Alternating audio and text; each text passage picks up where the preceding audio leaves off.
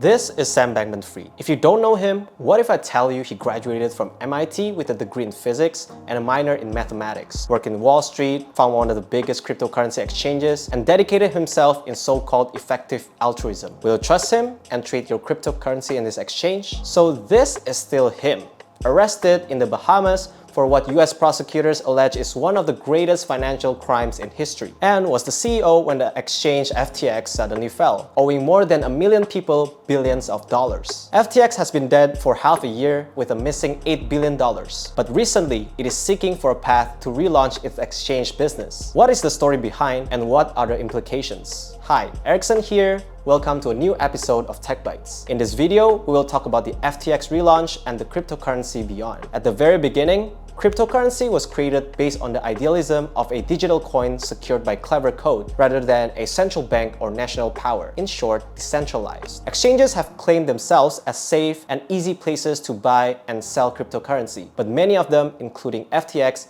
are oppositely centralized. This means that FTX not only facilitated trades, it also held people's money like a bank. More importantly, FTX is able to use that money, customer deposits, to make trades and loans, again, just like a bank does. The difference, which may be also the major reason why FTX failed, is that banks are heavily regulated. Banks must report what they are doing and evaluate the risk. Moreover, banks need to prove that they have enough money to cover a bank run when a sudden rush of customers withdraw cash at the same time. When FTX met a bank run, the empire fell, as people found they cannot get their money back because most of the money was invested. The panic would spread and make things worse. In 72 hours, the FTX crash wiped out $150 billion in market value across the world's top 10 cryptocurrencies. With FTT, their own minted cryptocurrency, also lost more than 80% of its value. With the deal dead, Sam Bankman-Fried resigned as chief executive and FTX filed for bankruptcy. There was a $8 billion hole in the accounts and it couldn't pay back.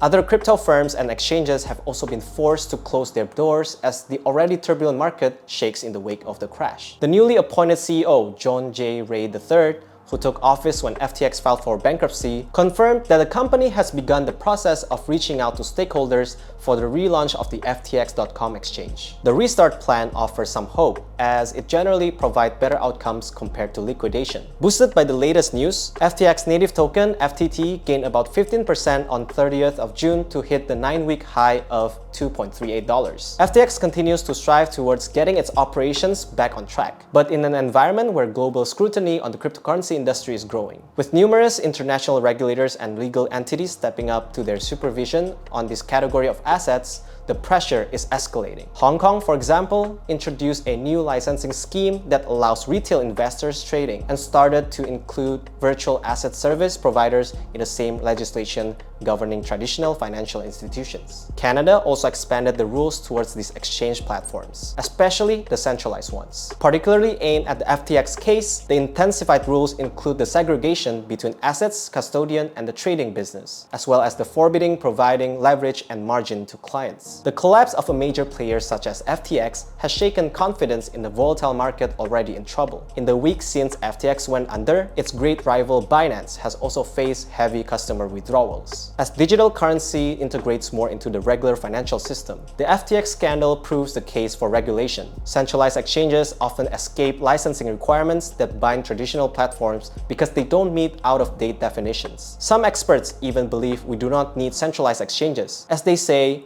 if we trust the middleman, then we do not need crypto to begin with. Decentralized finance, or DeFi, was pointed out as the next solution by some in the crypto community. In DeFi, market participants maintain custody of their own crypto assets and transact using protocols, a set of codes, standards, and processes. The risk switches from the institutions to the protocols, which is normally better as the protocols are usually codes and strictly following the procedures. However, DeFi is still far from a perfect solution. It cannot answer the very simple question, what happens if something is wrong? Code is fixed and not able to handle all the situations. When participants get harmed, traditional financial market has comprehensive rules to claim the right of recourse, finding the entity who should take the responsibility. While in DeFi, participants are expected to accept any possible outcome, even something like scam. In 2022 alone, more than $2 billion of crypto assets were stolen from DeFi protocols, representing more than 60% of all thefts involving crypto assets. This number indicates the desperate need of regulations for DeFi platforms to be accepted and flourish. On the other hand, the supervision is also facing the trade-off between risk, control, and innovation. We don't want another Sam Bankman-Fried, but cryptocurrency, which requires technologies to exist and exchange, is so much different from the paper-made cash. Crypto won't go away because so many people want a global currency. At the meantime, people also want the currency to function as a solid and stable medium of exchange. What's your take on this? Will you still trust the cryptocurrency market and believe it will someday integrate into our financial system? How do you see the future of the relaunch of the falling giant FTX? Don't forget to stay tuned with TechBites. I'm Erickson, and see you in the next episode.